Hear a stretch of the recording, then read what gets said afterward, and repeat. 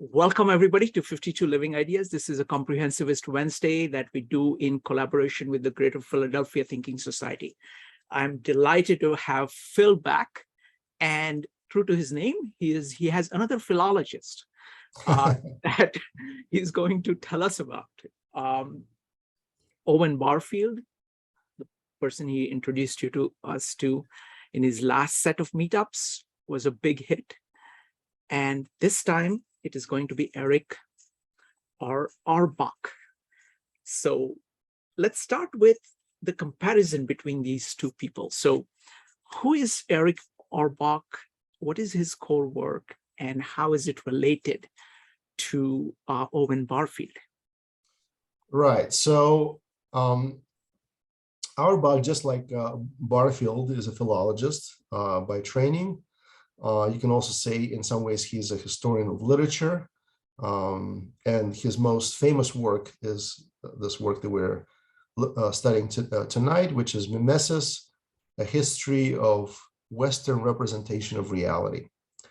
Now, if you remember our discussions on Barfield was all about representations of reality as expressed through different facets of language and changes in language and words and how the words change meanings.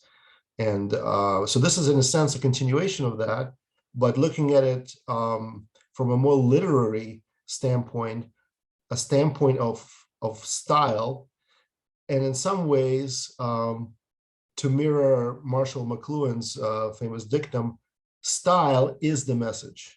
So the way the style of a writer comes through to us is in itself a message. And what Auerbach does is he pinpoints it, first of all, and it's not something you can take for granted, because a lot of these stories are so familiar, we take them for granted. We never really sit down and try to do a comparative analysis and try to figure out what it is that actually draws us to these stories.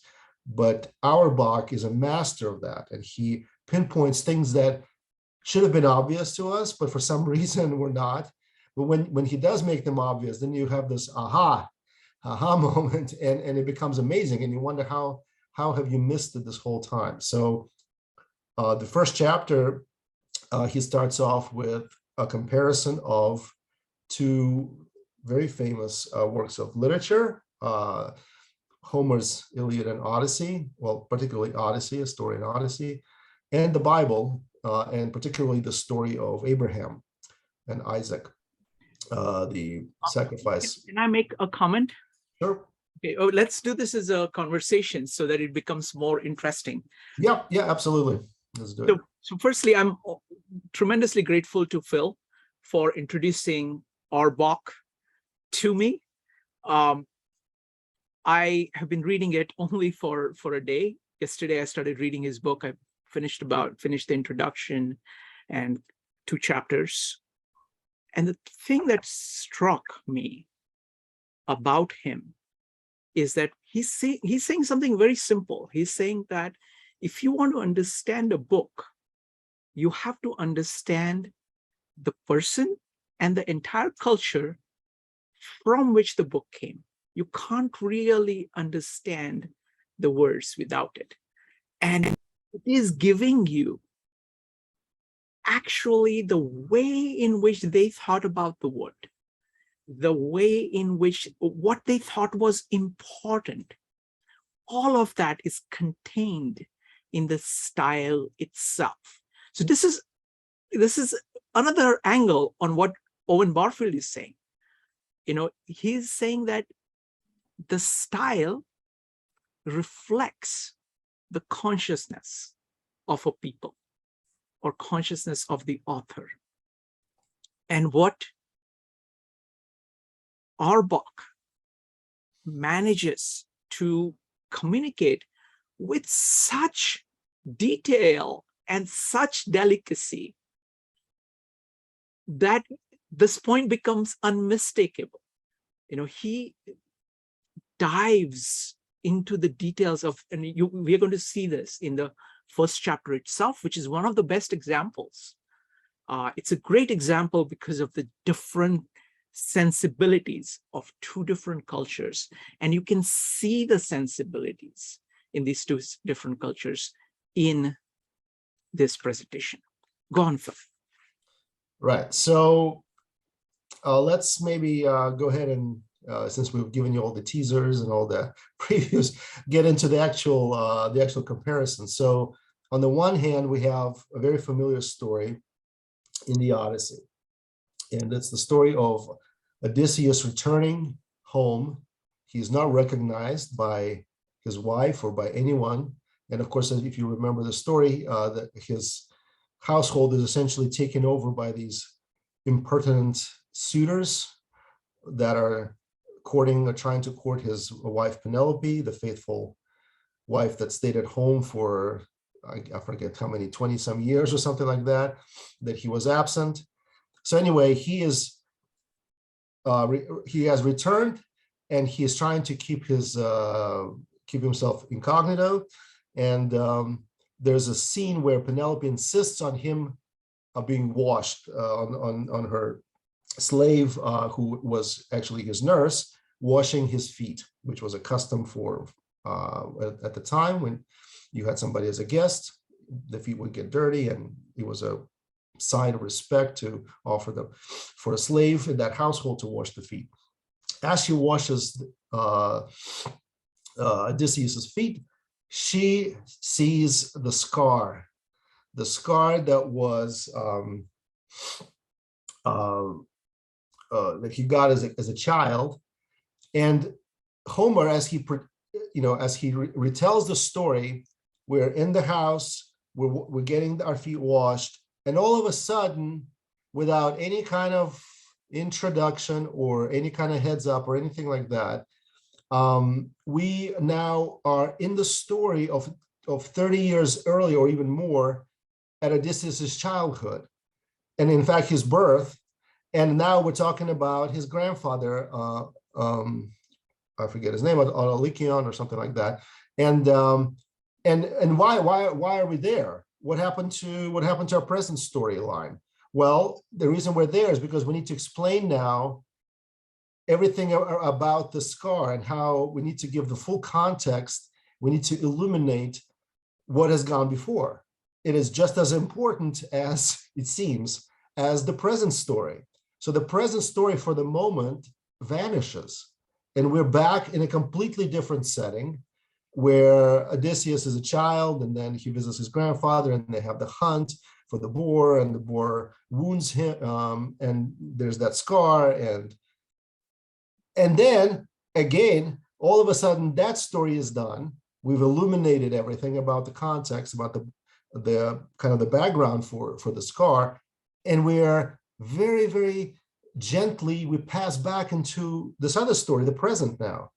And the nurse, who was a young woman just a couple of verses above, is now again an old lady who is emaciated, and so this blending of these stories is something that Homer does all the time, and it's very interesting. And unless you're paying attention, you just kind of take it and you don't think about it. But what it does is it reduces the tension in the story, because the tension was growing, right? At a point where Odysseus was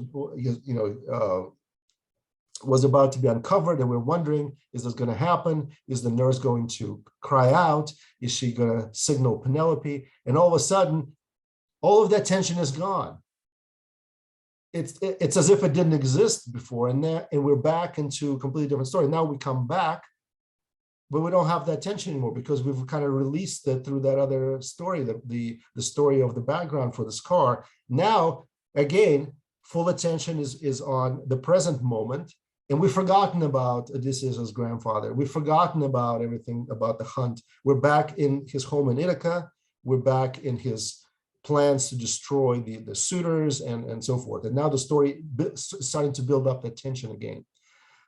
This same literary device of combining and diluting, combining these stories, combining the background and the foreground, creating and releasing tension, diluting, in a sense, the tension through these parenthetical side stories is something that Homer does all the time.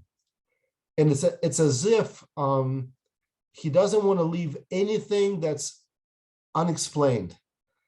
And if you think of lighting, the light in Homer's world is bright and even, and it illuminates everything that he touches. Whether he's talking about a shield, then he will tell you everything about that shield and everything that's portrayed on that shield, or he's talking about myrmidons, and even though they're attacking at the moment, but let's step back now and talk about how they're like wolves, and let's finish that metaphor. But then let's discuss maybe a couple of notable figures who are leading the charge, and this constant interplay creates this effect of wonderful calm amidst the storm, right? We're in the middle of a war, we're in the middle of death, we're in the middle, but everything is very sort of like natural, and it's like a flowing river, a river that takes us with it, and we flow with it. We flow with the story, and everything that's presented to us is described fully, is described very calmly, and we're immersed in this world of swift-footed Achilles and rose-cheeked Eos and circumspect Penelope, and it's like we're in this dream world, we're in this fairy tale, and it's enchanting, and that's a portrayal of the reality that Homer wishes for us to enter into, not necessarily a portrayal of reality as he saw it to a degree perhaps, but a portrayal of the reality that was real to him in his imagination. And so we partake of that. And that is obviously one of the seminal examples of Western literature, the Iliad, the Odyssey. Now, you might think that was just a type of representation that was specific to that time period. But then what Auerbach does is he says, no, let's actually look at another completely diametrically opposed image of reality, how it's portrayed. Phil, let me go ahead. Okay, maybe we can stop here. Yeah, so we'll go ahead. Back and forth. Yep. So Auerbach does a beautiful job of describing each of these styles. So here is his description of Homer's style.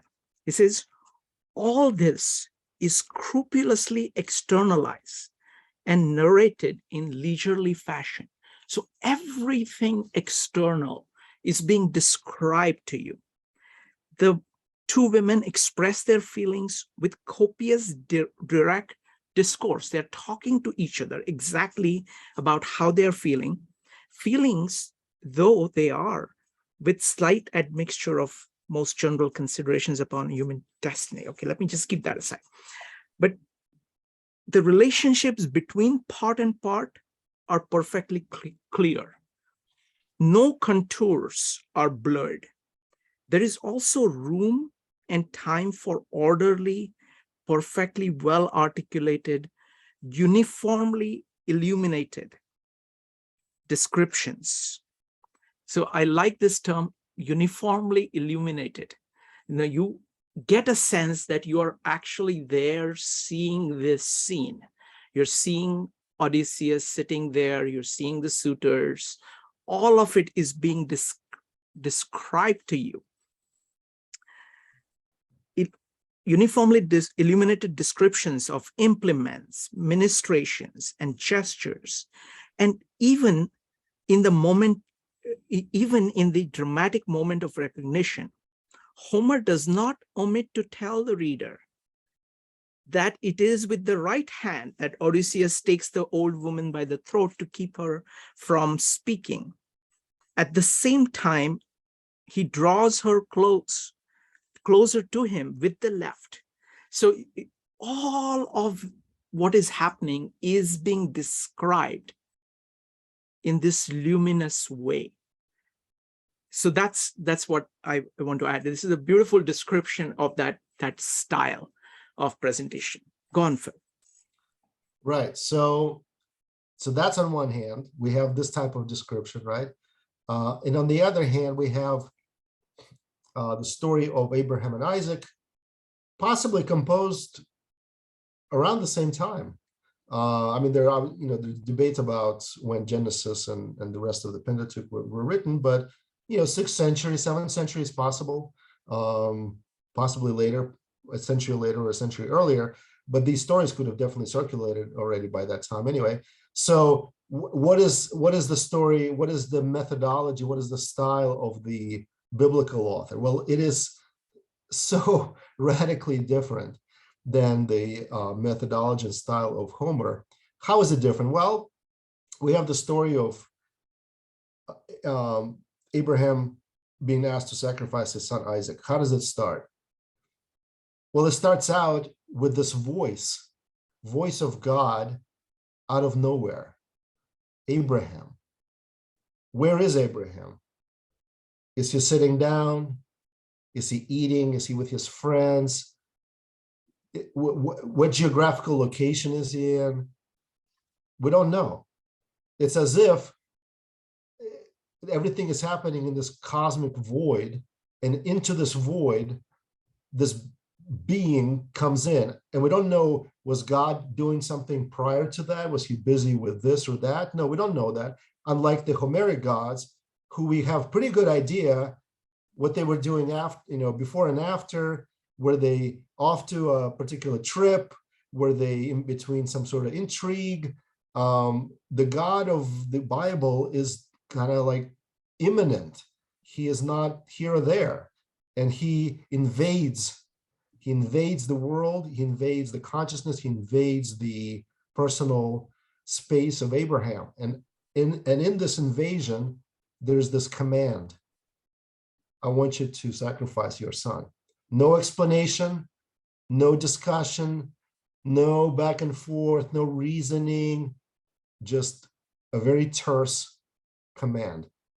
And then the way that Abraham responds is also very telling. He doesn't start, he doesn't go into a sort of back and forth. He just says, here I am.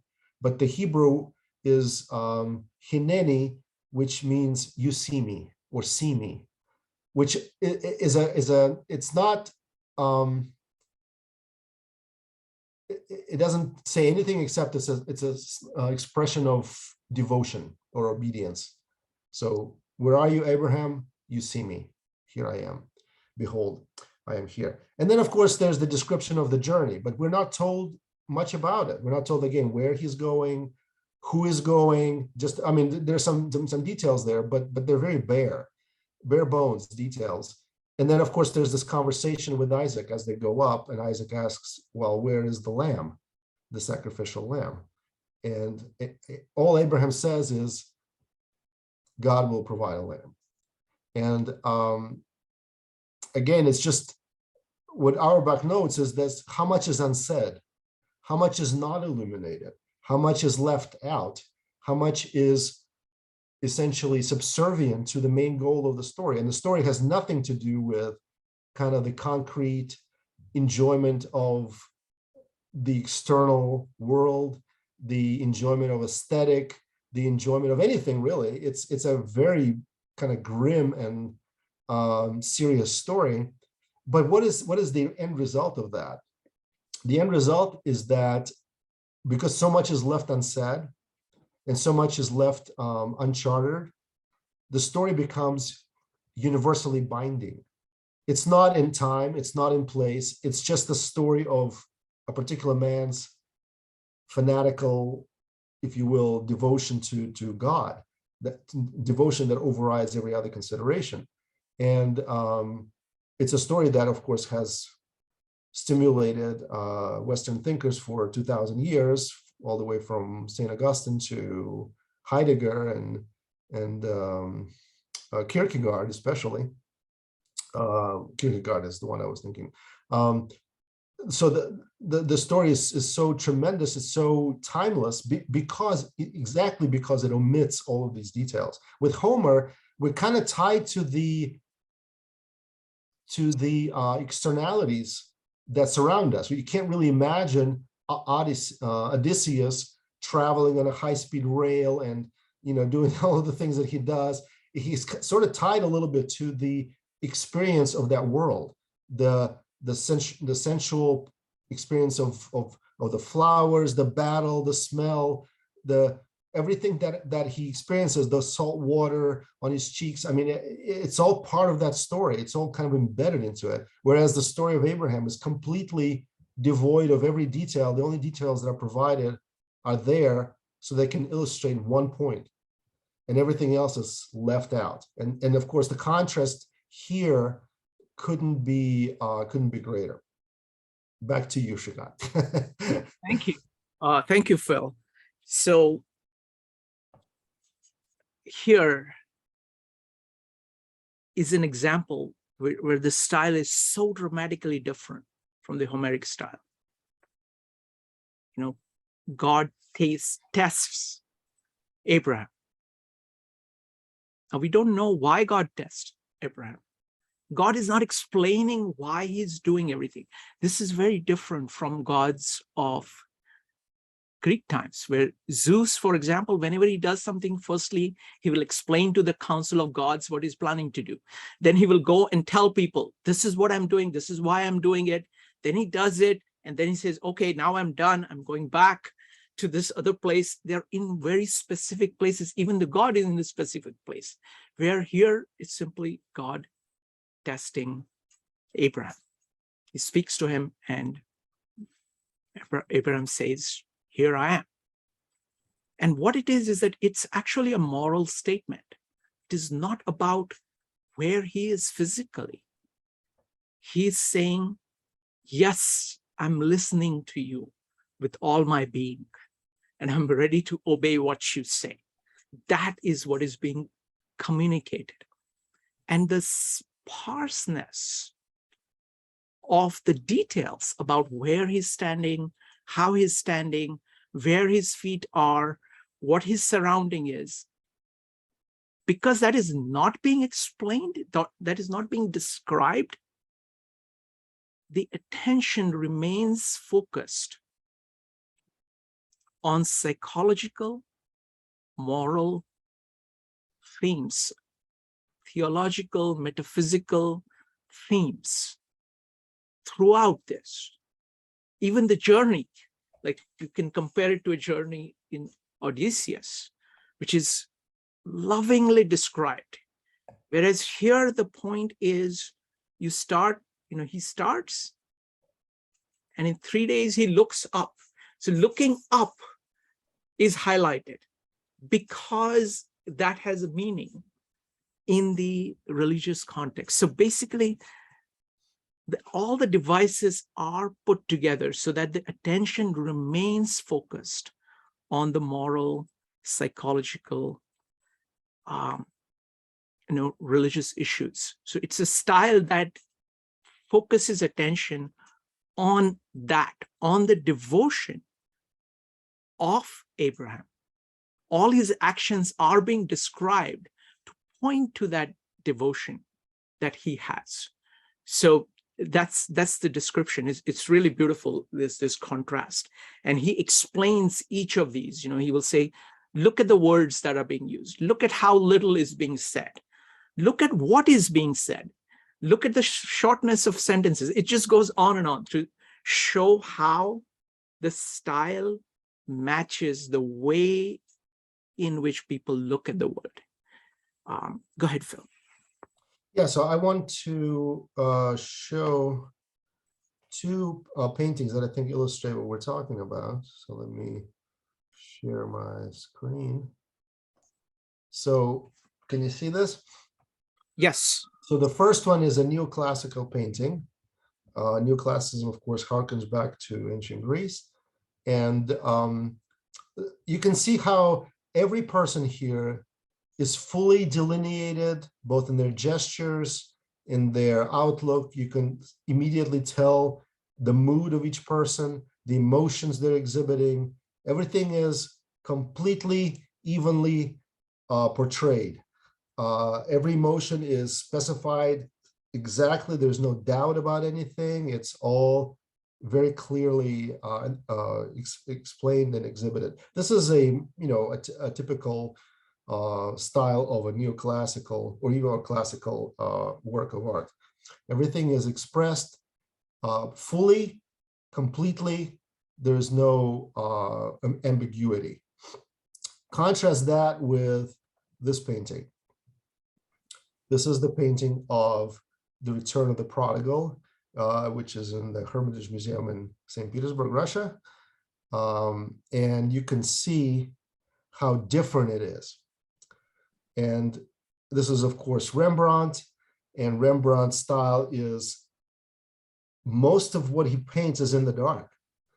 He leaves most of the expression, the mood, the emotion, it's all lurking there in the dark. Just like, and even though the main characters, the father and the prodigal, are illuminated, you can tell that what goes on in his heart, in his mind, is part of in that darkness. The years that he spent bemoaning his son's absence and thinking that he might be dead.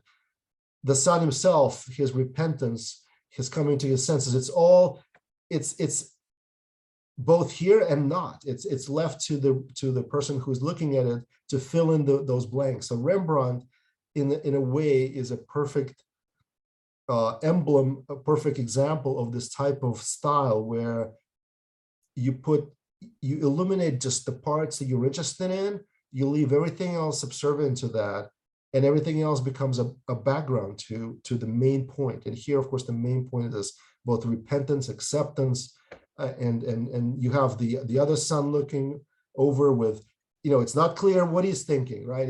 There's a lot of ambiguity here. There's a lot of fluidity and interpretation of what's happening. So it's just a wonderful comparison of the two styles visually.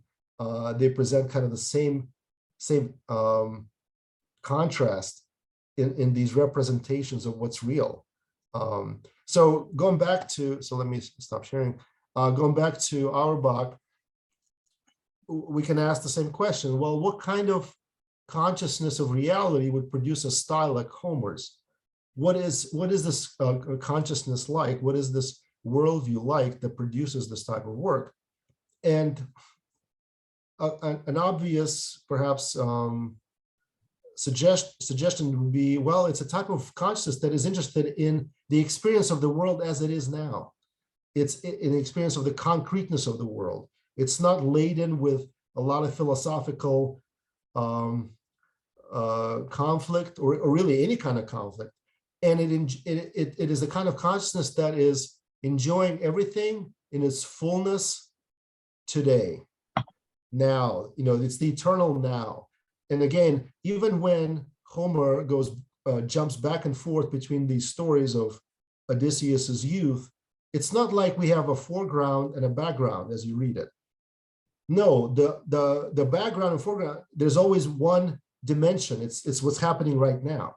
And the right now is shifted 70 or 50 years back when we are talking about Odysseus as a child. And then the right now is shifted again to this other period when he is already a grown man back at Ithaca. But we never have this sort of combination of a person who is reliving his past or is both in the present and in the past. It's always this sort of immediacy. Now, with Abraham and the biblical authors, it's the opposite. A person like Jacob in his old age is not just Jacob right now at his old age. He is a person who carries with him the experience of everything from his youth, from his childhood to his adulthood, to his various ups and downs, to sort of the peripateo of his life. And all of that is carried with him at every point in his life. He is not just the person he is today. He is everything that he was, and he has become that today. So all of that is there. Same with pretty much every other character that is portrayed in the Bible to any degree of detail. David, again, the man David, it's not like his childhood disappears. No, his childhood days are with him. The days of David versus Goliath, the days of David as a harp player to Saul, all of that experience is it accrues to him, and he's always a man who has multiple layers of experience, both now and then, and he is constantly in this potentiality, right? Homer is all about actuality. Everything is realized to its fullest potential, whereas in the biblical stories, we're always unsure what the next step is going to be. Is David going to sin with Bathsheba? Is he going to repent after that? Is he going to hunt down his son Absalom? Is he going to kill his son? We're never really sure, because that representation of reality creates this portrayal of humanity as a very kind of unstable, ever-evolving, very dynamic existence. Whereas in Homer, there is no real development of a human personality. Everybody is what they are. Achilles is what he is. Odysseus is what he is. Agamemnon is what he is. Agamemnon doesn't all of a sudden say, yo, I was so wrong about everything, and I was so greedy, I was so power hungry, I just realized that I was wrong. No. Agamemnon always acts as Agamemnon always acts, and he's never going to act any differently. Odysseus, from the time we learn of him, is the same resourceful Odysseus. He doesn't become less resourceful or more resourceful. He's always the same.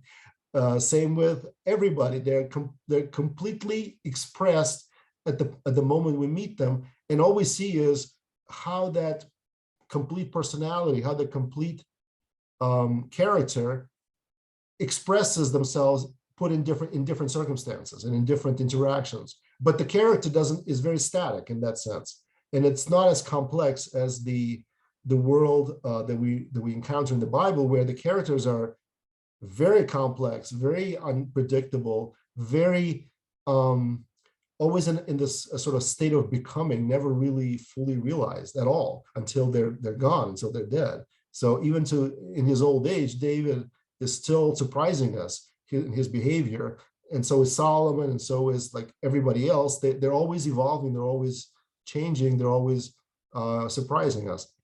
So the contrast there is even greater than, when you zoom in on individuals. So should come back to you. So I want to make 2 points. One, about the description of the world itself. I thought the paintings that Phil showed actually capture this point very well. In the Homeric world, in the classical style, everything is in the foreground. Everything is in focus. Everything is something that you're looking at. There is no background. It's all in the foreground. Whereas in the Bible, in the Old Testament, there is this very rich background that is there, that is actually only a small part of it is showing up in the foreground. So there is this dynamic between the ground and the figure. It's all, using Marshall McLuhan's term, the classical world is all figure, whereas the biblical world is this dance between figure and ground. Ground being the large part of the largest player in the whole drama. Second point I want to make, which is actually connected to this, is the psychology of characters. It is really stunning. Odysseus has been gone for 2 decades. He comes back. He's exactly the same as he was before. He's exactly the same. The characters don't change. They just are what they are.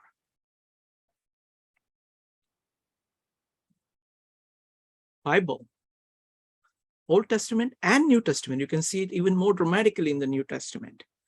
There is a very rich inner life, that inner moral life that is there in individuals, where they make fundamental choices that really shape themselves for better or for worse.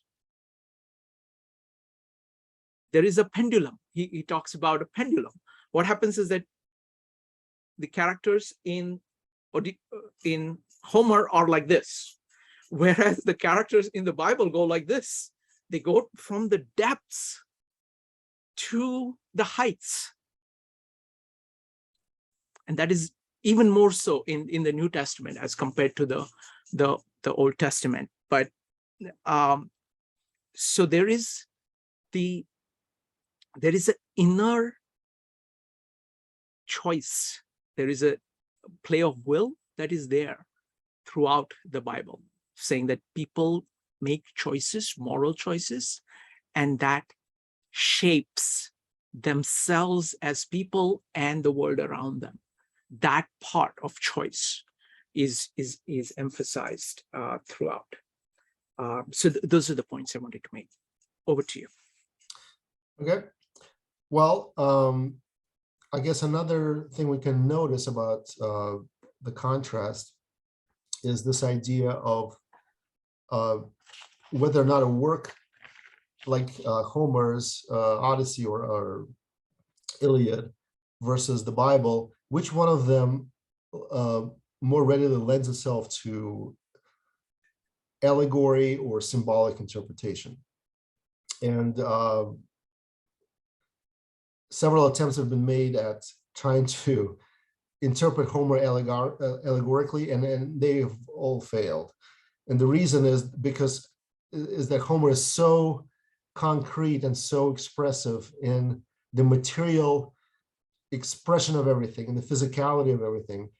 As soon as you start saying, well, that rock really signifies this, or the ocean signifies that, you've lost exactly what he's been trying to tell you, which is to immerse you into this world of experience, of sensing, of feeling, of using all of the, I guess the senses of your imagination to immerse you into this world, to immerse you into the colors of this world, into the sensuous feeling of it. So it completely falls apart whenever anybody starts to try to ascribe some symbolical meaning or allegorical meaning to any part of Homer. It just does not work at all. With the Bible, it's completely the opposite. That effect, that style that we talked about, that only illuminates parts and leaves mostly everything unsaid and unilluminated, is perfect for allegory, for symbols, for metaphors, for creating third, fourth, fifth, and sixth meanings. If you remember our sessions on Dante talked about 3 ways you can interpret the Bible. The literal, the allegorical, or was it 4? I don't remember. I think it was actually 3 or 4 ways of interpreting the scriptures. And of course, the Bible lends itself to that because it omits so much, because it is so untied to the concrete. It's so loose. And so in a way, it lends itself to abstract painting, which is why you can have Salvador Dali paint the Last Supper, right? With Christ and the disciples kind of floating in the air. And everything about the Bible lends itself to abstract painting. Whereas in Homer, if you start painting, I don't know if maybe somebody can correct me. I don't know if there's an abstract painting of anything from Odyssey or from the Iliad, but if there is, I would be very curious to see how that turned out. But I'm skeptical because it really does not lend itself to that. So that's a whole kind of subject right there. I don't know if Shrikant, if you want to add anything to that. Let's just make some closing comments for now, and then let's invite some questions, and then we can go to the next chapters if we have time, because I would love to hear from people. So I want to make 2 points. And then I'll throw it to you. You can add whatever general points you want to make. Okay. Then invite questions. The first point I want to make is that these seem like completely different styles, but in the hands of somebody of genius like Dante, he's able to bring them together. He's able to take like the core parts of each of the style and marry them and bring a style which is descriptive at the same time pointing to the ground all the time. That's what he does in his work. That's what great artists do. They firstly listen to them. So let's look at these two parts of it. First point I want to make is that to really understand a work, like we've been doing for Tao Te Ching, Bhagavad Gita, and Gospel of John, you have to immerse yourself in it, and you have to have a kind of appreciation for people of a different time, of a different culture. Their way of using consciousness is different. And it takes tremendous amount of curiosity, respect, and listening to try to get at that, because it is very easy to see them through your own concepts, through your own ways of own sensibilities, to get at their sensibility, which is what Auerbach does so well. Is a genuine addition to your life. As Owen Barfield said, you're actually seeing a different consciousness in action. And it is well worth doing, because what it is doing is that it is showing you human potentialities. All of us are caught up in our own styles, own ways of thinking. Our modern sensibility is what it is. This gives you this great art, both of Homer and of Old Testament, and a whole bunch of great artists came after that, give you this very cheap, actually, very easy access to consciousness of another age. And but it does require tremendous amount of work. And you can see that work in action in Erich Auerbach. And that's what I think is the most precious about his work. Phil.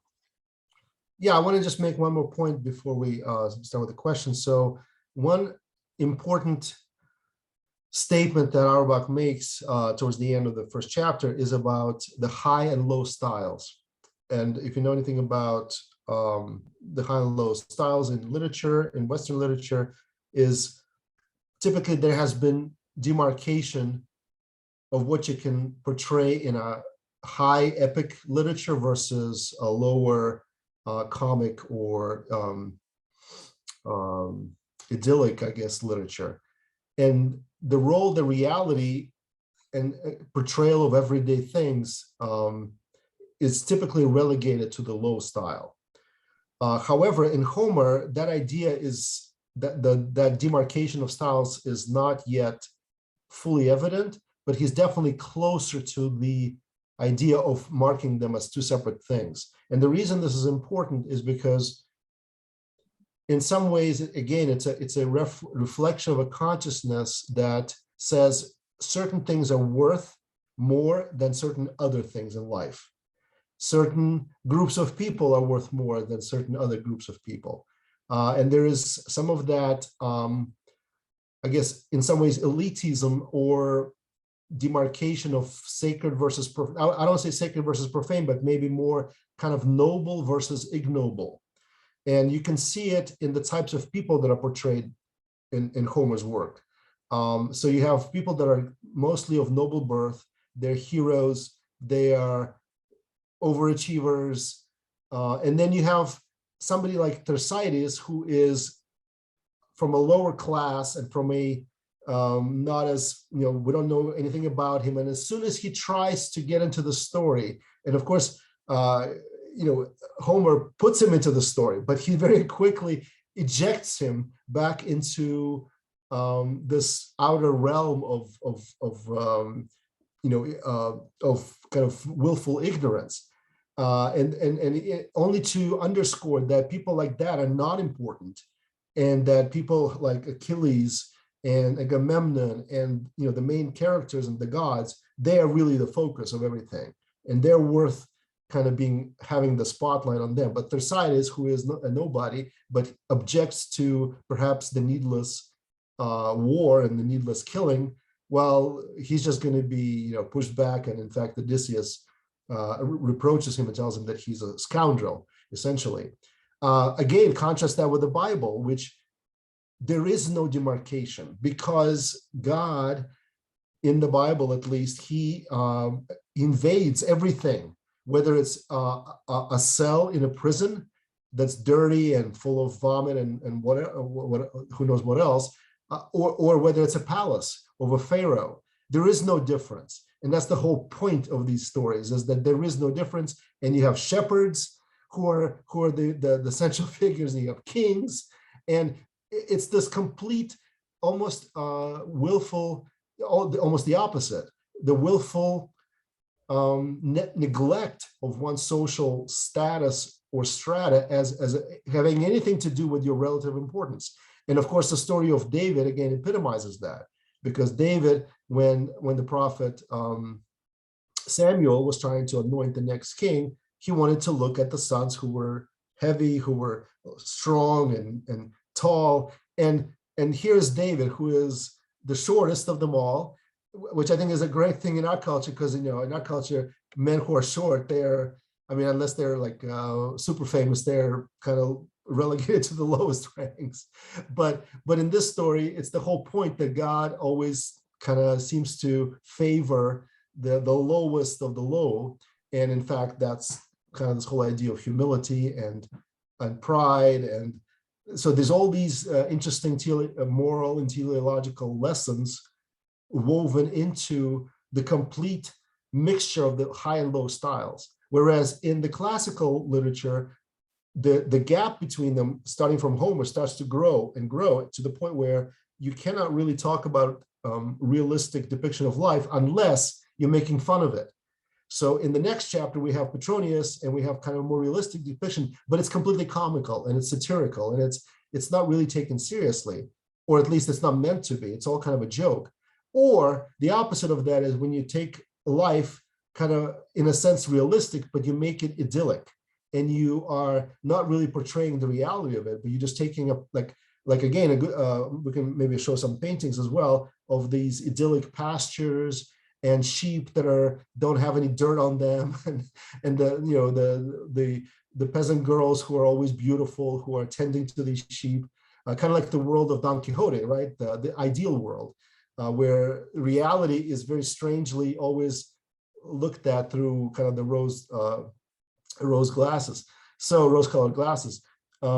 So again, this admixture of styles is another very marked contrast between the biblical and the classical method of depicting reality. Wonderful. Let me build on that. It's going to be difficult to do this, but let me try. Like in classical style, there is tragedy and there is comedy. All the serious things are dealt with in tragedy. Yep. All the everyday things are basically dealt with in comedy. So there is this division. Either you're seriously dealing with ideas, in which case you have tragedy, you have heroes, you have kings, that's it. Otherwise, you're dealing with comedy, and there you have everyday people. Now, contrast that to New Testament, for example. We are going through Gospel of John, chapter 13. Here in this one, Odysseus there is a scene of foot washing here. Now look at Jesus, who's a carpenter, washing Peter's feet, who is a fisherman. Okay, so by classical standards, both these are ordinary people. And what is being communicated there through a simple action of foot washing is one of the most profound ideas that can be communicated. God washes man's feet. what does that mean about grace? What does it mean about the meaning of what human is, how human beings should treat each other?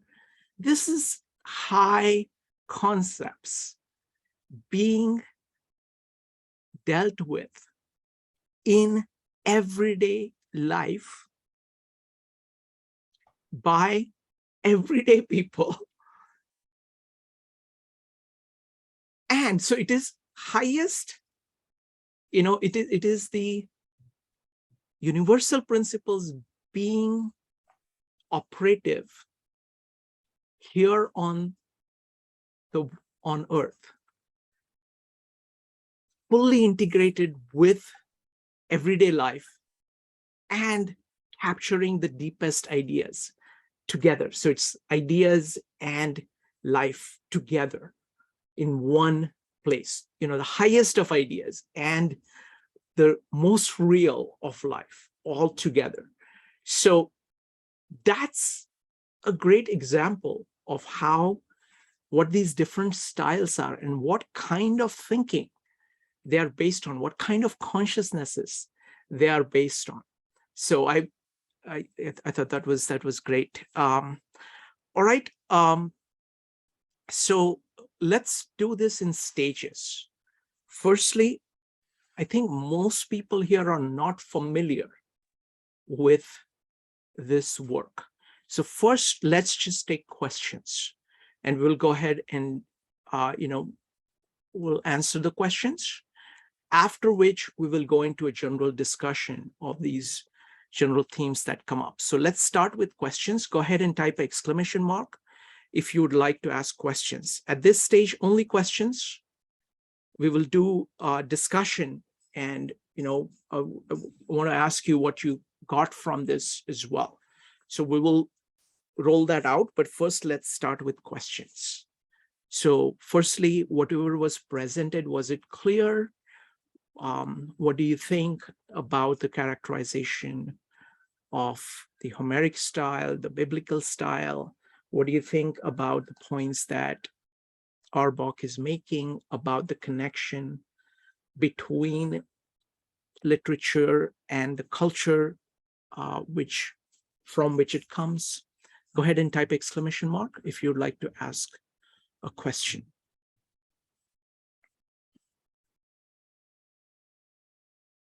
We'll start with Chris. Chris, what's your question? Give me just a second. Let me make sure that you can unmute. Go ahead.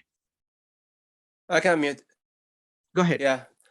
So two very quick one, right? So one, I think I don't think he ever really addressed it. Is that classic works like Beowulf, I can't pronounce the word, Beowulf and the Odyssey are actually traditionally oral works, right? They're all transcribed by orally, and only like belatedly they get put into written forms. So I don't remember. So if you can get address that, see how that impacts the way the story is told, especially one reflecting character development, inner character development versus trying to communicate archetype, right? Because that's easier to memorize and easier to communicate. And number two, I think he does refer to this in the book indirectly, but I haven't heard it, discussions, is the intentionality, right? Because one intention is telling a story and the other intention is telling a message or their version of truth, where one is you're trying to describe the story and the other one is you're trying to fit the story into the message and truth that's being communicated. So that will drive two different styles automatically, no? Wonderful. So that's kind of what I'm saying. The reason for the style versus the style drives the intention. I think it's the intention that drives the style. Anyway, wonderful. Thank you, Chris. Go ahead, Phil. Would you like to address both of them? Yeah, so on the first one, I definitely, Auerbach doesn't really go into discussing the difference between the oral and the written tradition. Obviously, it influences the form and the style of each work. The only thing I can think of just from reading Auerbach, I think he would say that the oral expression itself is an expression of the style that Homer uses. because oral style is about the concrete. You're listening to something. You're probably listening to it with music in the background. You are listening to the intonation of the person who is performing it. So the very nature of that transmission being oral already jives very well with the style that the speaker is presenting.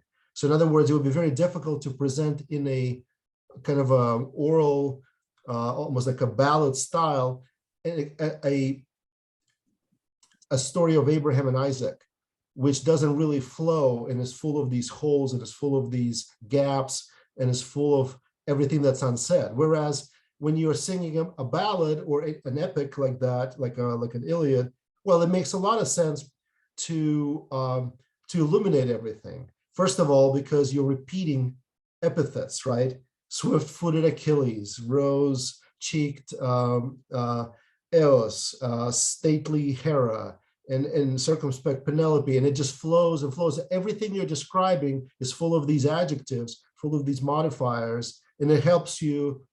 I mean, it helps the flow of the work, but it also is part of the work. So I think it works together. Whereas with the written work, you have more freedom to leave the gaps, because you can always come back to it, because it's frozen in time, and you can go back and you can think about this one sentence where Abraham said, "Here I am," and it's not going to go anywhere. Whereas with the song, it's kind of gone, right? And it's that flowing river versus the Bible is not flowing river at all. It's full of these zigzags, and you're constantly left wondering what the next zigzag is going to be. So the form works very well with the style, I would say. The second question was about the intentionality. Right. Well, yeah, Auerbach definitely goes into that. And so in the Bible, we have the teleology of moral kind of didactic story that overrides every other consideration, which is why it's unthinkable that a story like Abraham and Isaac would mention the type of clothing they wore, where they got that clothing, or how many oxen, or any of these things, because they are distracting us from the main point of the story, which is obedience and devotion and so forth. And every other story is like that. We only find out details that are pertinent to the overall intent of the speaker, and the intent is we're learning different lessons about what it means to be obedient to God. Essentially, that's the message of the Bible in a nutshell. So whereas with Homer, there is no inherent teleology. It's just life as it hits you. So you have every part of it is illuminated equally, because there is no one thing that is more important per se than the other. It's all important. It's all interesting. Both the anger of Odysseus is interesting, and the anger of Agamemnon is interesting. And so we're going to describe both of them, and we're going to fully illuminate it. So we have a complete picture of kind of the good anger, the bad anger, and Odysseus's wiles, and the Polyphemus's tricks, and every part of it is illuminated equally, because it's all important. It's all part of like this landscape of life. And of course, I want to say just very quickly that both of these representations made it, they influenced Western literature in subsequent periods. And that's why we're studying it, right? We're starting from the beginning, because both of these influence everything that comes after. And Dostoevsky would not have been possible without the Bible. And Dante would not have been possible without either Homer or the Bible. So these styles are developing, and that's what Auerbach does, is he traces how the different vantage points, changing vantage points, build on each other, contribute to each other, and we arrive at modern day writers who can do amazing things that were not possible in classical literature, like portraying reality in a tragic, from a tragic standpoint. It was not possible, but lo and behold, we can do it now, and we can do it in a great way. Thank you, Phil. Next up is going to be Mike, followed by Ravi. Folks, go ahead and type exclamation mark if you have any questions about this material. Mike?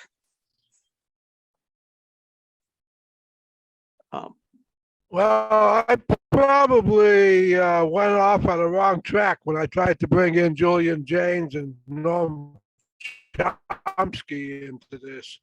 My understanding of Mike, I think we are having problems with your mic. Auerbach's work, you can't hear me, or is this better? It's better now. Go ahead. The problem that we've got is that language is important and it really made civilization what it is today. But language is one of the reasons why we can't communicate with each other. And the issue, what Chomsky and Julian Jaynes and Mark Stallman are trying to do is say there's another level that they've been trying to get to. In science fiction, we have the mind meld that Spock used, that we communicate your real ideas, not in words. The Wachowski and as discussed in Zizek, say that the red pill, blue pill lets you communicate directly and get a concept across. Now, I got the impression that our tendency is to try to improve communication. When you have two AI agents, they develop a language to communicate with each other too. Mike, can you ask a question? Well, is it I think is the style here with the imperfections of language that you're trying to develop a style that communicates but seductively leaves things out, while it would be better to develop a style where you really do communicate ideas in a persuasive, truth way. Thank you. Thank you, Mike. Phil, would you like to address that? I'm not sure I actually understood the question, Mike. Mike, can you repeat the question? Well, that language has its limitations, and Auerbach's way was to get around that.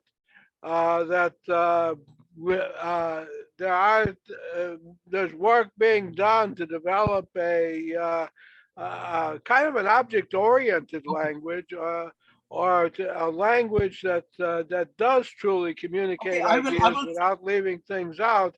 Is that where we're trying to tend to? Is that what we're trying to get to?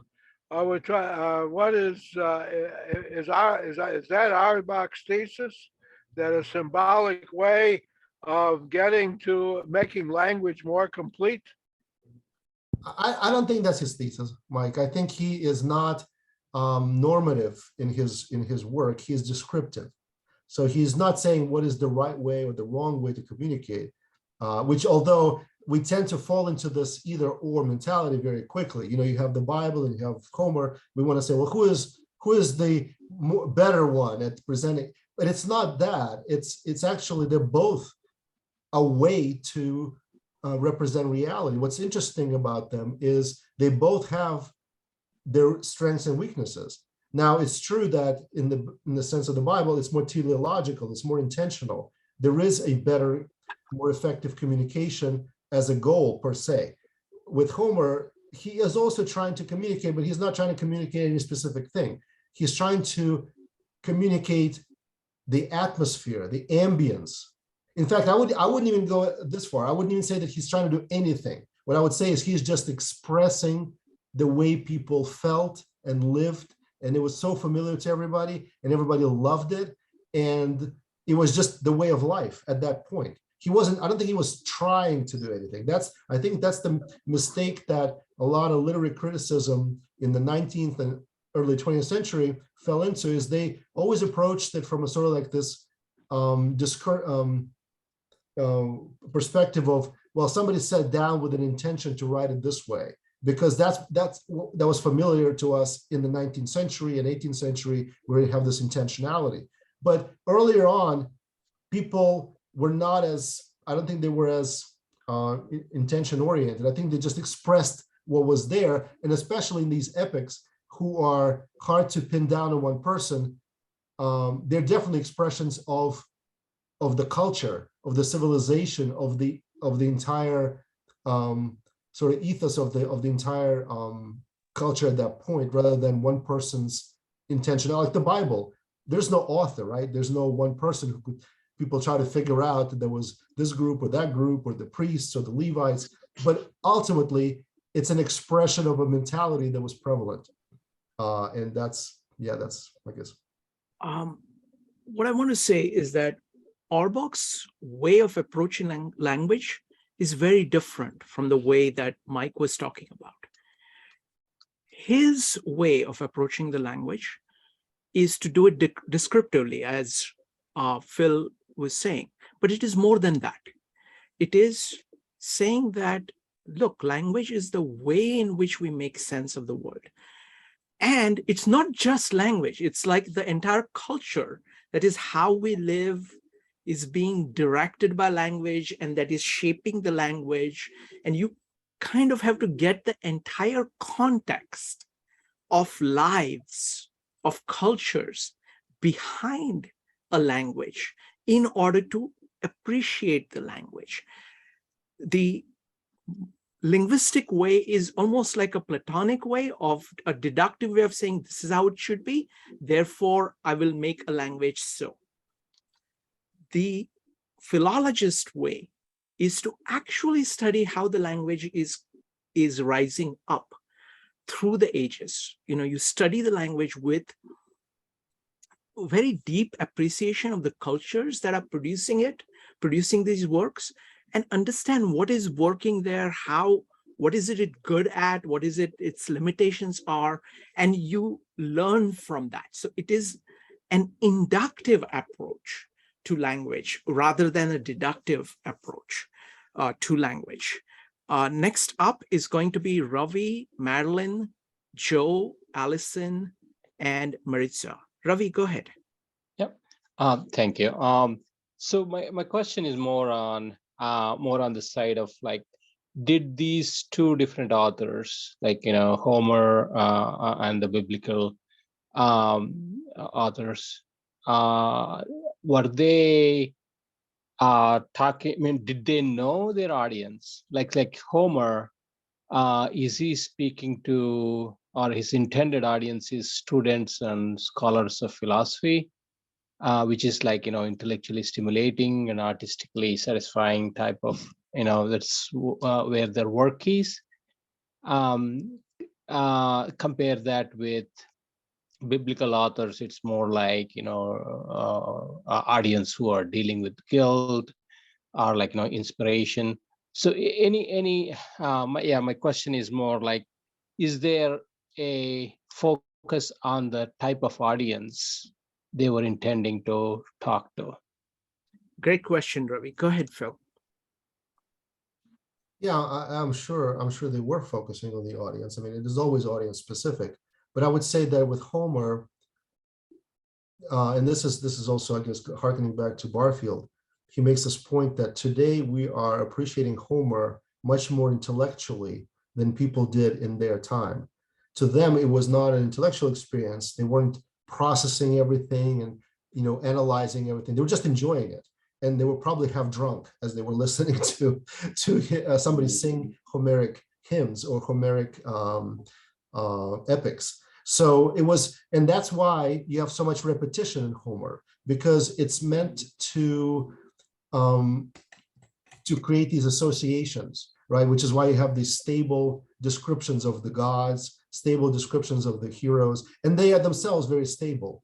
So again, the whole experience, again, it kind of works together. It makes sense in that standpoint of oral tradition, of oral performance, of much less focus on a specific depth, but more on the breadth of the subject, right? You're trying to create a landscape, not create like a Rembrandt's laser-focused portrait of a particular hero or his heart or his state of mind.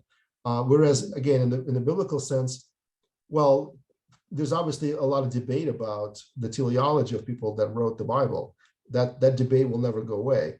But suffice it to say that their goals, we can talk about their goals.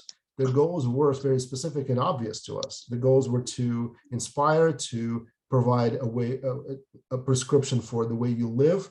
And so their goals were achieved by this focus on the moral emphasis of everything, right? The moral import of a story, not, describing every possible facet of the material world or the material background that accompanies any kind of story, right? So the things, the people, the places, they only play a very secondary role, not a primary role to the biblical story.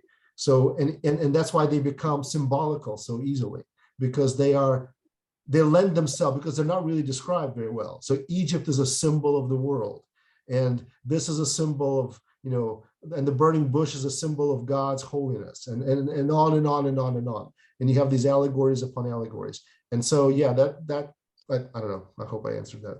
So I want to add one more thing. Go ahead, Ravi, you were saying something? No. I was just thanking Phil. Philip, go ahead, Srikanth. Thank you. So I would say a couple of things. So first point is that all of these great works that Auerbach talks about were really, they were really well received at their times, like Homer, Old Testament, in terms of what they did for those people. And they were definitely written for those people. And they were very, very effective at it. Now, the more interesting question for me is that these have survived. We are reading them now. What does that mean? Like, that they have captured something that is universal. So even across the space of time, across different contexts, they still speak to us. So that, I think, is as interesting as the uniqueness of each of these. Next up is going to be Madeline, Joe, Allison, and Marisa. Madeline. Thanks, Srikanth, and thanks, Phil. It's really bringing Auerbach to life. I was thinking that Auerbach and certainly me up until this point anyway, is kind of off track in comparing the Judeo-Christian God, or just say the Old Testament God, with the gods of ancient Greece. I think the gods of ancient Greece, at least in the narratives, it's more as if there were magicians in the Bible, and the Bible were written about the magicians, but everyone understood that behind that was God. And just as in ancient Greece, there were the three fates who were understood to be every person's destiny. So the spinner, who would originate your life, one who would weave and allot all the events of your life, and then the one who would cut the thread at the end. And beyond that were the two underlying rules that governed everything, which could be called necessity and chance, or love and strife, in other words, unity and conflict. So I think, there's no way to combine those and compare them to this God as he appears in the Bible. But I think it would be a more accurate comparison if there were magicians in the Bible and they were rogues and they were running around and they could transform themselves and have affairs and meddle in people's lives, than to compare the Greek gods to this God. Well, actually, Auerbach addresses the specific point, Madeline, that you brought up. And he says that some people would say, well, obviously, Homer is different from the Bible because the Bible has such a different conception of God than Homer.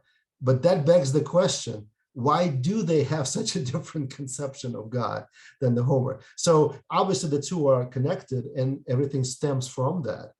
But the question really goes back to that. Why is it that they look at reality, including God, who is kind of the backbone of reality, in such different ways? Why are the gods of Greece so varied, so multifaceted and kind of decentralized, if you will? You don't have just one, you have like, hundreds of gods, right? And they are kind of distributed in power, and they are, they're interplaying with each other, and then that lends itself to the interplay in the real world that humans experience. Whereas everything is very much centralized in the Bible, right? You have God as a central figure, you have the devil, you have this, very clear opposition of opposites, good and evil, very simple, kind of binary choice.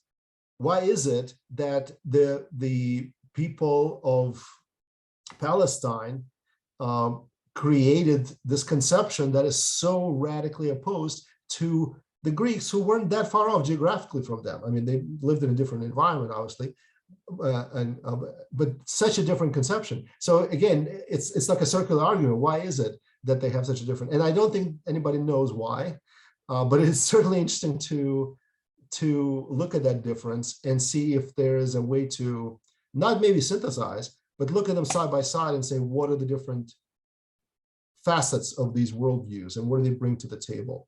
And yeah. Thank you, Phil. Next up is Joe, Allison, and Maritza. Joe. So just briefly, I kind of am following what Auerbach is saying about each one of these particular works. But what I'm kind of a little bit, and you may have addressed this because I've been kind of a little bit busy. I've had a couple things happen in the course of your dialogue. But is there an overarching claim that's being made that Auerbach's making? Like, that's what I'm trying to figure out. Like, I see his individual analysis of these works, but is there something that he's claiming, like about all of them? Does that make sense? Right. I would say again, it's his treatment is more descriptive and following the evolution of the evolution of how representation of reality is traced through Western history, right? The history of literature. So he starts out with the Iliad and the Bible because he sees them as the foundational kind of steps in that journey. And then his only claim, as far as I can tell, is that, look, they're different. And right. He then analyzes the differences. So I would say that's the claim. The claim is very simple. They're two fundamentally different ways to represent reality. The Bible way, the biblical way, what he calls, well, I guess he calls the biblical way, and the classical way, which is, epitomized by Homer.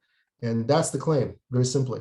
And then, but within that simple claim, there are all kinds of details, right? The different facets and the different, I guess, consequences of that, which we've been talking about, and that those are kind of the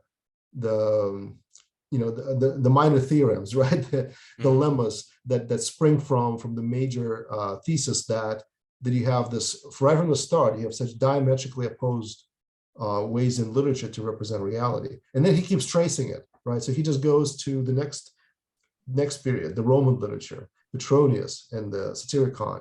And then he looks at New Testament, which again is he looks at things roughly that are close to each other chronologically, which is another way of saying that he tries to find opposites, what's the word? In a way that they're close enough, so you can't just say, well, they're just from different strata in history. They're actually very close to each other historically, but they're very different in their treatment of reality. And that is his method throughout the book, is he just juxtaposes different works of literature that are very well known, but notes these differences in how they evolve and how they borrow from, because Petronius doesn't originate from scratch. He borrows from Homer, and then later works borrow from Old Testament, and you have this interplay. And I guess that's the argument of his book, is tracing that development, that evolution, finally arriving at modern way that we write novel as a genre in classical Greece. And there's a very good reason for it, because they didn't look at reality the way we look at reality. They didn't have our consciousness, right? Our consciousnness includes the consciousness of the Bible, includes the consciousness of Homer. In that sense, we're much richer potentially. And that's I guess the value of having these discussions is we're alerting ourselves to the fact we have an enormous heritage of these different styles, and we just need to be more conscious about them, of them. And I mean, it's just all kinds of implications from there. So I will add that the thing that I'm getting most from Auerbach is the point that these books come from a certain culture, certain world, and they give you a window to that world. And that point of view, it is worth communing with it and understanding what it is, because these are elements of our own consciousness, our own way of thinking. They have got, so it's like it's kind of tracing back the history of yourself, of where you came from, where your culture came from. And he kind of lovingly depicts all these variations. So that's what I get from it. Let's go to the next person, Allison, followed by Maritza. Allison. Yeah, first thing is, I feel like my mind just got blown. Like this whole idea that applying the concepts that you have in a painting to literature is something I never thought of ever. And I've noticed that there's a lot of similarities between, the like perspective and light and dark and shadows and all of that. You see it in painting and you see it in sculpture. You also see it in dance, the way dances are choreographed on stage. But a lot of this also kind of similar to what you have in music in a way. Like it's not as visual, but they're doing with sound a lot of the same ideas. But it never once occurred to me that they're doing that with literature. And that, like, now I feel like I have to rethink every great book ever and like think of through that lens, which is just amazing. So I want to thank you for that one. But the other thing that I just have all these like random thoughts about it. Let's do one thing, Allison. You have lots of great ideas. Let's have Phil respond to each of them, and you can go to the next one next. Phil, go ahead. What do you think? I don't think it was a question. It was more of a statement that. Okay. So then let me go ahead and add one thing. So I want to point out one thing. That's actually it's a great observation, Allison. And you can see that even within a person. See Michelangelo, his early works and later works. His early works are influenced by the classical way of thinking, classical style. His later works, there is a great influence of religious thought in it. And you can see the difference of clarity of it's just amazing. You can see the same thing in music. There is a music equivalent to all of this. All these arts are expressions of consciousness. So when there is a different consciousness, it has different, different things. So thank you for highlighting that. Please go on. Well, it also makes me think of Faust and what we just discussed last week about the like the people, the villagers, and they're having fun in the bar or whatever, and then contrasting that with Faust and what he's going through. It's almost like they're these supporting characters that are like, it's this contrast, which is, I guess, what you see in a painting.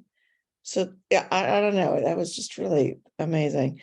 And then the other thing that I was thinking about when you were saying about, I forget which one of you said it, about the difference between Greece or actually it was Madeline, with all the many gods, and they're living their lives and they're acting like people versus, the God that we think of as being like above us and pure and good, and we have to try to be like that. But you see that with the economy of Europe. because you've got Germany, which is always wanting everything to be about making money, making money, making money. And then they're always angry at Greece because the Greeks' MO is not actually about making money. You only make money to live. And if they can retire at 50 and be done with it and just sit on the beach and look at art and have fun, that's what they want. And so the two, it's like the difference between the gods are dueling it out in the EU with, what they want for their lives. It's just kind of interesting how it plays out like that. I want to follow up on that. Actually, Auerbach has his own history is very interesting in this. He's writing this book, when he's exiled from Germany. And he is specialized in Romance language. He's a German, he's a Jew from Germany who has been driven out, with the Nazis, is sitting in Istanbul, which is like the combination of East and the West, specialized in Romance languages like French. And he's trying to he's actually seeing his world being destroyed. Yeah. And what he's saying is that, look, there is this deep richness in the language and literature of the world. Appreciate French and appreciate German, and see what is common and where the commonalities are and where the differences are. And if you really appreciate this, the way you're looking at each other, across the borders from Germany to France and Italy are going to be different. So it is a very profound work. It is, and it actually speaks, he's not explicit about it, but these undertones are there throughout. Phil, what do you think about this? Specifically about what? About kind of the him being from Germany, focused on French, writing this book, as an exile, which is also really very deep principle of being exiled. You're not,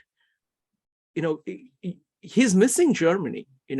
That's his home. Even when he came to America, he missed Germany. So there is, he's kind of man of the world.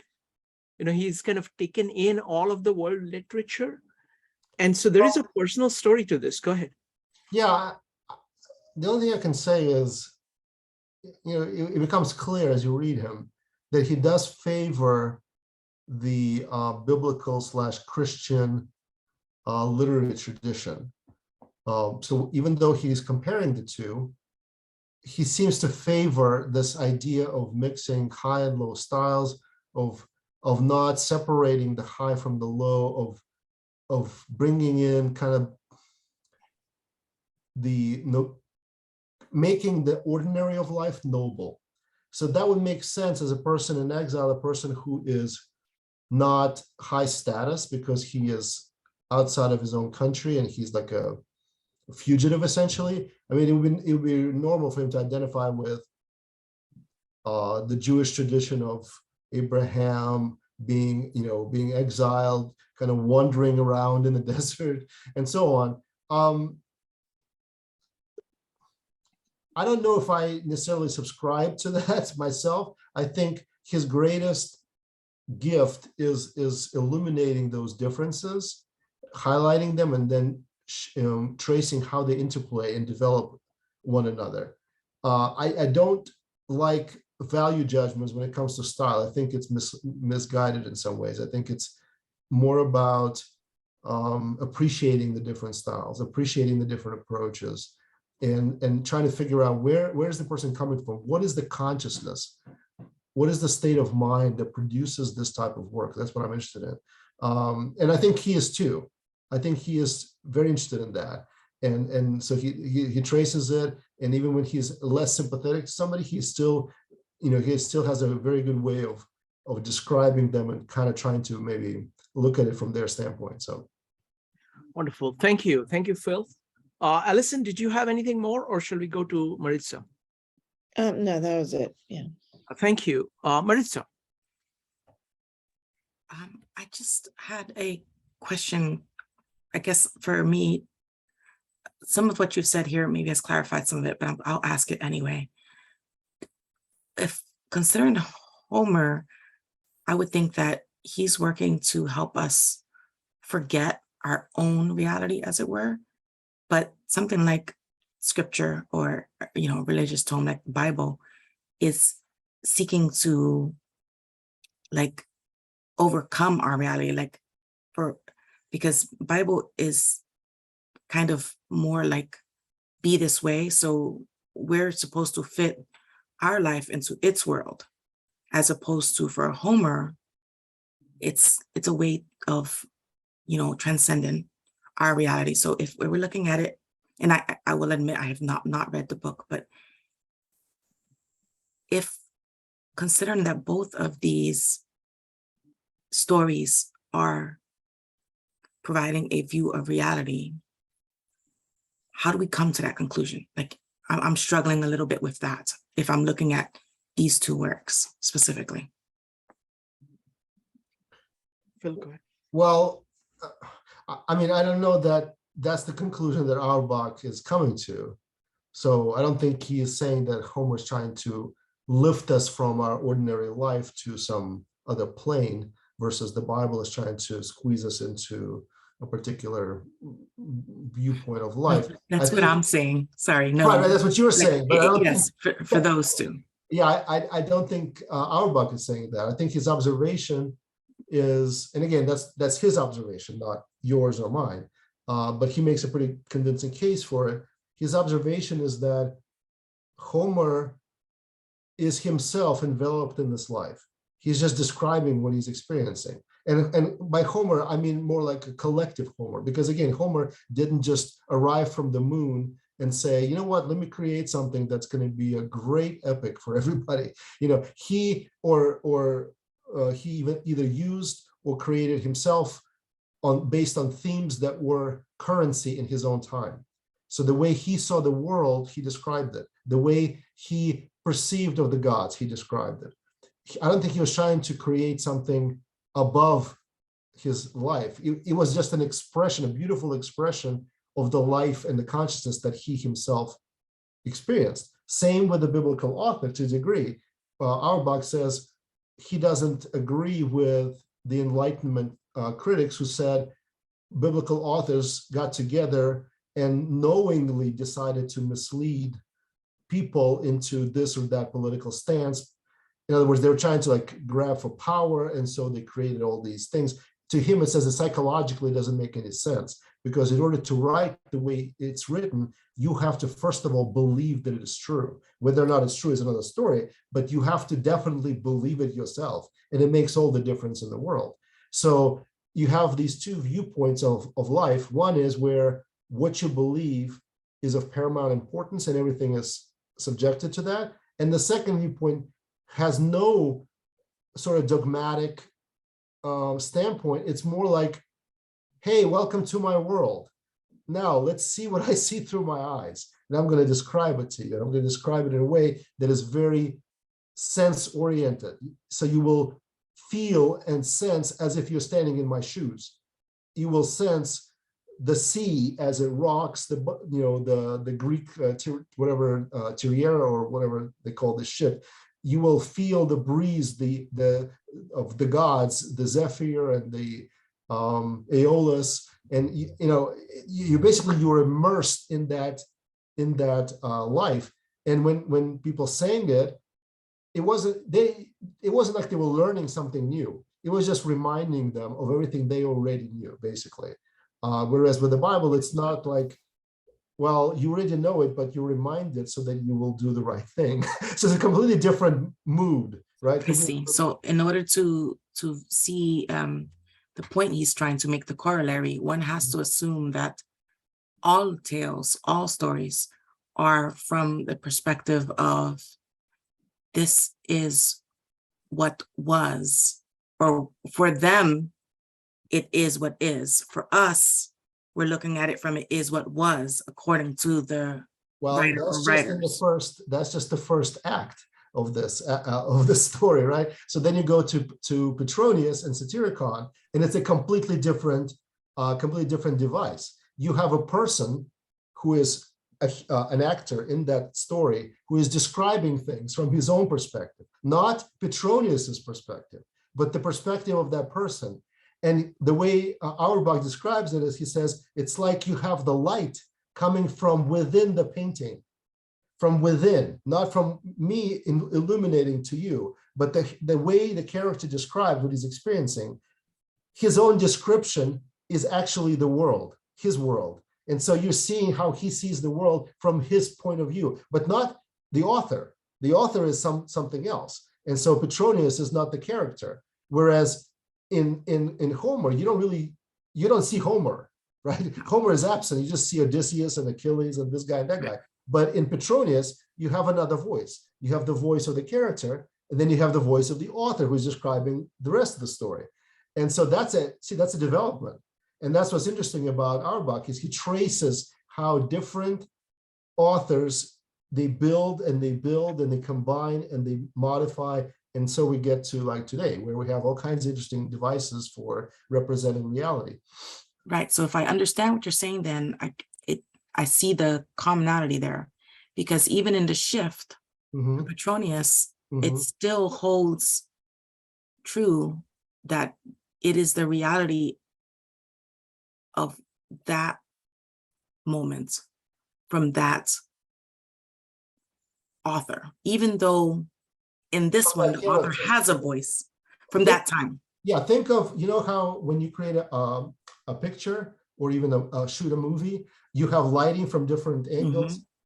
Well, in the Bible, there's lighting coming from one angle always. Area. Okay, Yep. It's not like two angles basically, unless, well, there's some exceptions where you have people and their consciousness, and you kind of see them as standing in opposition. But typically, it's still from one viewpoint, even somebody else's.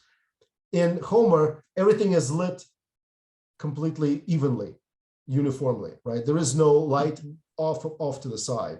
In Petronius, you have a light coming from one of the characters this way, and then there's another light of the author himself, who may or may not agree with the speaker, may not share his sensibilities, may not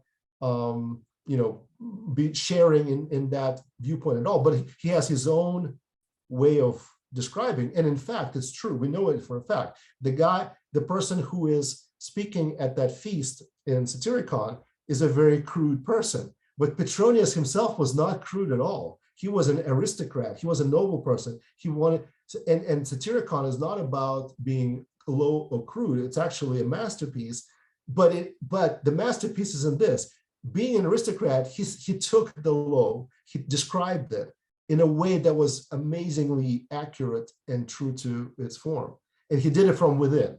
He didn't just say, "Well, let me just describe what these guys talk about." He actually has a guy talking a certain way, describing his surroundings and his buddies and the people that he's referring to. And the way he describes them creates a view not just of them, but of himself. Because the way you talk about other people reveals a lot about you. And so he himself he lights up himself through his lighting of others, like reflected, it's a reflection back and forth. And then you have the author who says, okay, well, we looked at him, now let's keep going to, to somebody else. And that's the genius of Petronius. And that's the innovation, if you will, of that type of presentation. We have multiple vantage points in the same work doing this, revealing representing the reality. So Phil, I think this has legs. I think I really like all the comments and everything. And I think that we've just gone through one chapter here. Do you think we should do a follow-up? I think we should definitely do a follow-up. Okay. Like Yeah, we can do another one.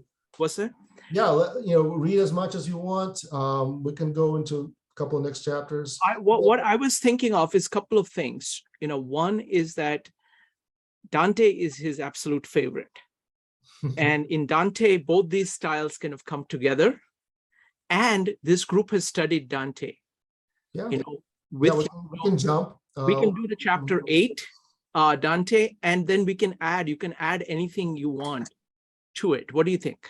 Fine, works for me. So let's do it next time, and then we will do Spengler, the one after that. Okay. Makes sense. Okay, So sounds good. next time we will do this. All All right. right. Let's see here. I want to ask you a couple of questions now, because you have read the whole thing. I've just read 2 chapters in the introduction. So can you just briefly talk about what he covers in the rest of the book?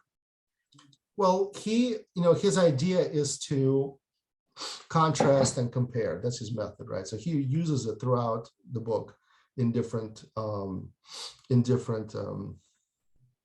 periods. But the goal is to essentially highlight the differences and also the value of each method, but also to say, how do we arrive at what we have today, and what do we have today? That's the key, right? The novel of 19th century, in some ways, to him, is kind of the epitome of literary skill, and it's complex, and it has all these foregrounds and backgrounds, and you have the personal story, and we're combining the high and the low styles. How did we arrive at that? It wasn't possible before. And so he traces the history of that through all these different pathways through different works, because ultimately the way anything works, history or literature, it all builds on itself, right? It all borrows, it all builds, it combines. And so his goal is to show and to kind of trace this development and contrast the high and the low style. That's a big thing for him, because obviously literature is so much naturally truncated into tragedy, comedy, those natural divisions. But the way tragedy and comedy are portrayed is radically different today versus 2,000 years ago. And there were some things that were just not possible 2,000 years ago in tragic descriptions. So that's kind of the program of the book, is to trace this development and say, here's how we arrive at modern literature. Wonderful. So let's see. I think Chris had a point. Chris, are you familiar with Auerbach? Yeah, I read this when I was in grad school. Yeah. Wonderful. So what is your take on Auerbach? What do you think? If somebody was to ask you, if you wanted to describe, Well, I think he's very. I actually read him not as, I think Phil is reading him as a stylist, which is great. I actually, because of my interest in history, I read him as a historian, because because for me, his biggest and greatest trait is his honesty toward history and context, which a lot of times these people who does artist analysis, fail to do. Right, he really tried hard to put himself in the time and period and the position of the people writing in that particular time, so he can give you an accurate distinction of why the people wrote the way they wrote. So I don't know, are we still in the parallel question, or we're doing discussion? Because my point is probably, to be honest, it's probably more of a proposition than the point that actually a question. Okay, so if other people have questions, I'll probably defer it. Let's do one thing. We will have to wrap it up in about 10 minutes. Phil will need to leave in about 10 minutes. Yep. So you're welcome to say anything, just as long as it is about 2 to 3 minutes. Go ahead. Okay, so I think the thing I'm thinking about, because Phil made a point, this is maybe 20, 30 minutes back, about the evolution of this of the styles, which I think is true. But the thing that I think about, this is in context to the Eastern writing, and then I think this group has studied quite a bit also, which obviously Auerbach didn't have the privilege to be exposed to. So, for example, when you examine a work like the Tao Te Ching, or the writing of Confucius, is actually quite similar in that they have a very specific message they want to come across, and they invent stories and allegory to justify those messages, right? It's kind of like the biblical model, where if you just read the story by yourself, you just be like, okay, that doesn't make complete sense. But they're trying to get you to say, no, the message, that the important thing here is the message. Where contemporarily, in the same time, they have work like Journey to the West, the War of the Three Kingdoms, right? Versus very, very Odyssey-like, right? Because they're very focusing on character developments, the actual storyline, the exact happenstance. So I think a lot of the prose style really is driven by your contemporary political circumstance. In a way that my proposition is that when you have a hunter and gatherer nomadic tribal society, you probably is going to deal with more of these storytelling, multiple gods, very focused on archetypes. Where when the society becomes much larger, stratified, and aggregated, right? Kind of like what China, kind of like when Confucius writing these stories, this China was already a fairly concentrated country, right? Even though it was still thousands of years ago. And that kind of society requires this writing of messaging versus a storytelling on local, because people far away is not going to tie to a local story. Chris, let me have Phil respond to that. Yeah. Thank you for putting this question on the table. So Phil, what is the role of storytelling, just plain storytelling, versus the works such as Tao Te Ching, Bhagavad Gita, or the Bible? Well, I don't know if that's exactly the question or not the question, but the proposition that Chris was making, because I think he was talking more about kind of the social and the economic or political underpinnings of a particular type of storytelling, right? So if I understood you correctly, Chris, you were saying that a particular type of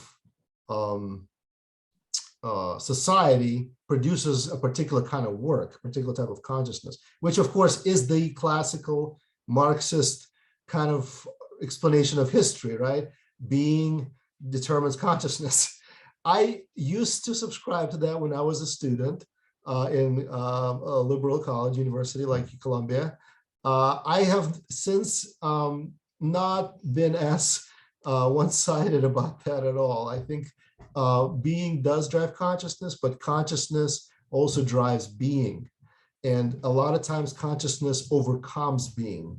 And what's really interesting to me is when you have societies that are kind of close to each other, and yet they produce something as radically different as, let's say, New Testament and some, let's say, mystical Jewish writings, which on the face of it might be kind of close and both have to do with religion and with mysticism and with things that are supernatural, but are very, very different in their style. Like, for instance, New Testament story of Peter's denial of Jesus. I mean, you're just not going to see that in the book of Enoch, that describes afterlife and describes it in a completely fantastical different way, because it doesn't get into kind of the personal drama. The personal drama of New Testament, of Old Testament, I don't think you can just draw a simple straight line and say, well, they were nomads, and so they produced, personal drama. I don't see that at all. I think there's a human being has such a great range of emotion and experiences that it's almost impossible to draw a straight line from a particular type of life, particular type of civilization even, to a type of literature that this person will produce. Now, I'm not saying it doesn't have any effect. It certainly has an effect, but to predict it, to explain it, and to just sort of to reduce it, right? It's kind of reductionism in a sense. To reduce it to that, I think, is somewhat naive and doesn't really have that explanatory richness that a lot of these works produce. Thank you. Next, let's go to Joe. And Phil, feel free to leave whenever you need to leave. I kind of forgot my question, actually. It was something along the lines with Dante and how to interpret Dante as, there was the literal and the allegory. I'm going to drop off, guys. It was a pleasure. Okay. I will see you in a month, I guess, right? So Phil will be back in a month. I'm happy to Be continue. ready for you in a month, Phil. All right. All right. Sounds good. Sounds good. I'll see you guys. See ya. Bye. All right. So I want to tell you about what's coming up. We are going through Gospel of John. We are on chapter 13. We actually have a series of 6 meetups planned on that. We have Gary, who's done his master's thesis on chapter 13, who is helping us. And it's an incredible discussion that's going to be on Thursdays. Today we talked about foot washing. Tomorrow we're going to be talking about foot washing. And day after tomorrow also we're going to be talking about foot washing. It's in completely 3 different cultures. So you can see what is going on across these 3 different cultures and what they actually mean. Actually, they mean completely different things in these 3 different cultures. So today was Odyssey. Tomorrow is going to be the Gospel of John. And day after tomorrow is going to be a story from Mahabharata. My friend Rupali and I will present that. It's a story of Krishna and Sudama. So that's going to be very, very interesting. Now, next, I want to tell you that, so on Friday, I've not announced this meetup yet. This is a recap of Gita. So this story is simply trying to connect up the idea of God washes man's feet in Gospel of John with the Indian tradition. And then we're going to have a discussion. So if you have been part of the Gita meetup, please come and we will talk about what we are getting out of Gita. So that's going to be on this Friday. On Monday is Halloween. So Maritza is going to be leading the Poetry Monday, and the theme is going to be fear. And we're going to do collaborative poetry on fear. And the featured poet is Edgar Allan Poe. So that's the plan. On next Wednesday, I think Mike is going to be back. We're going to be doing a meetup on improv. That's the 4th in this series. And then we will continue on. All right. Does anybody have any comments about this meetup? How did it go? What did you guys think? Are you excited about having a second one of this? So any feedback? Go ahead and type exclamation mark if you'd like to see, what you got from this meetup.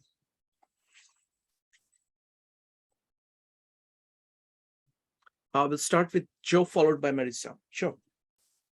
Yeah, no, I mean, this is something new to me as far as how to look at works and how these works relate to each other and what they meant at that particular period in time. How to look at works literally, allegorically, morally, analogically. I think that it covers all of those things. And I think that that's a really kind of worthwhile thing to see the evolution of literature and see where it ends up. I mean, especially when we're talking about going as far as Oswald Spengler. I think that this is going to have a lot of mileage. So I think that, I mean, it was a start and I'm just getting used to what basically the underlying thesis is, but I think it'll be very interesting. especially next time if we talk about Dante. I think that's really going to start I to bring think, in yeah, a lot of Dante things. is going to be very special because he is definitely his favorite. That was the first book that he wrote, full book on Dante, and it is bringing together of this classical style and Right. and these things. And Dante is like he's bringing entire of history, entire of his own politics, his own life, and all of Bible, all of it together, and makes it work. I mean, it's just so Oh incredible. no, that's you're absolutely right. I mean, and through every aspect of life, heaven, hell, purgatory, then the Greeks, where the Greeks are, why they're there. It's I'm excited. I think that actually is going to shed a lot of light on to where this book is going. Yeah, and one thing I want to point out is that he is very accessible. Auerbach is very accessible, and you would be surprised how easy it is to read him, and the depth of insights you get from things that you are very familiar with. He's going to point out to you things that are going to blow you away. So recommend him very highly. Next up is Maritza, followed by Mike. Maritza. I'm very much intrigued by the concept of the reality depicted through stories in this manner. I really like that it seems to imply that it works with both oral and written. And I really enjoy the example with paintings. I had not gotten the book. I'd only looked at some summaries online, but I am now decided I need a copy of the book. It's an interesting experiment to attempt to compare such great works without, given like the way that Phil used, without adding a value judgment, because I think the tendency is to do so. And even in ourselves, like, I would think of, Homer as, this is this epic poetic style, as opposed to Bible. I mean, Bible is a good read, good storytelling, but to my mind, I do give them different value judgments, as it were. So I'm really enjoying the idea of needing to suspend that. It will force, I think in doing so, it'll force us to perhaps have the ability to view other works with, maybe a more open mind, because if we're starting to learn how to separate ourselves from the value judgments and look at, I feel like what Phil is saying is that the call here is to see the similarities. Like, if we accept that every story is telling reality from the perspective of someone in that era or within that had something to do with that story, it just shifts the perspective that one usually takes when hearing a story. Thanks. Yeah, that is a great point. I mean, another way of looking at it is that this is like humanism in action. What it is saying is that, human beings are precious, and people of the past have done some things. And it is well worth, the only way to actually see what they have done is to do the work necessary to actually take in their works, understand their lives, and see how they see the world. So you're actually learning to see the world through their eyes. It's like getting a different perspective. So what happens that you think that you're like, we can look at multiple perspectives, like in modern times, but like when you look at it, when you start to take in these works, you say, oh, all the perspectives, multiple perspectives that we were working on were all bunched together from here. They're all seen from here. And suddenly there is this person who is seeing it, these people who are seeing it from this side. And it really illuminates.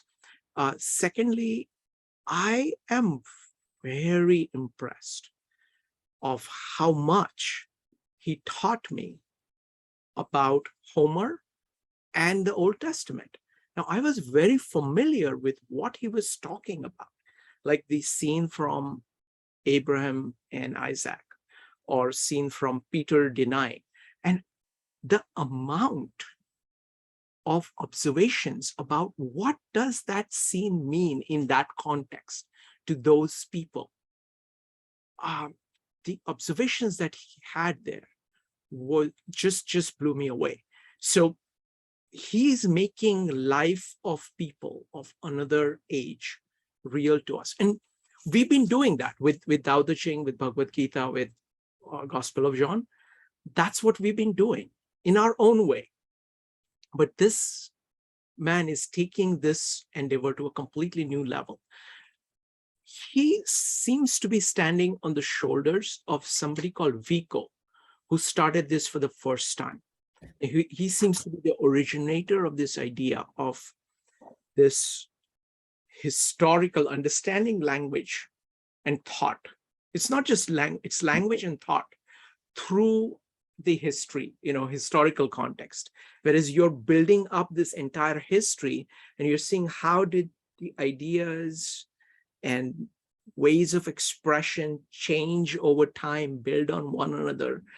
It is a way of understanding history, firstly, which is much deeper because you are able to see the internal mechanism that is holding the history together. And you are understanding the language in that historical context. So I think by following this, you understand both of these things together. So it's something really special. Next up is Mike. Mike, what do you think? Well, the approach I got out of it was in terms of that language was the basis of how we got into civilization. And I tied it all the way back to Julian Jaynes as to how we learned how to talk and write. And now what Mark Stallman is saying, we're leaving the scribble age and going into the digital age. And language is becoming a better tool. A lot of civilization's problems is because we can't really communicate with each other. And now we're getting to the point where we need to learn how to communicate with computers and how computers and AIs need to learn how to communicate with each other. And the gulf may widen or it may be eliminated, and there's a lot of technology in formal languages that make a language really self-descriptive and useful to communicate a concept or an idea rather than just words. I looked at Abraham, the story about Abraham, selectively and intentionally, a lot was eliminated to keep the reader on the edge of his seat. It wasn't that he didn't know where he was going and what he was going to do. God told him this. He had a lot of trouble to get this son. In fact, it was 90. You didn't get a son until your wife was 92 years old, which is a miracle in itself. And now I'm telling you, here's the test. And he told him where to go and what to gather and how to do it. And then he stopped him at the right critical moment. And that was an emotional tale with a lot of reading between the lines, and a lot of commentators took that between the lines, including just like you're going to kill your son 2,000 years later, I'm going to kill my son in sacrificing Jesus. Wonderful. Thank you, Mike. Next up is Dave. Dave, what did you think? Yeah, thanks. I want to pile on Mikey a little bit because I'd forgotten the name Julian Jaynes, but I did specifically remember Brian that talk to us on Saturday mornings about consciousness. And this thing about literature evolving, it seems to me follows this about following consciousness and telling stories differently. And most of you know I have a little background in music, and I know when we're preparing some musical work, the director will talk about whether it's coming from the Baroque period or the Romantic period or whatever. And for example, Baroque music, a lot of music you think about, there'll be a passage that'll be loud and another passage will be soft for contrast. But we're preparing Handel's Messiah, you've probably heard that. I get this huge book. I think if we did the whole thing, it'd be 3 or 4 hours. Not a single marking about dynamics. It's amazing, but that would just, in that progression of music, it would just note, note, note, note, and not worry about loud. I mean, high note, low note, but nothing about volume. But yeah, but this is fascinating to talk about the comparisons of these authors' works. Thank you. Wonderful. All right, folks, thank you very much. And thank you for being here. It's, I think Phil is doing such a great job. You know, he has very deep interest in literature, and he's introducing us, you know, he's responsible for introducing us to Dante and Dostoevsky and Faust.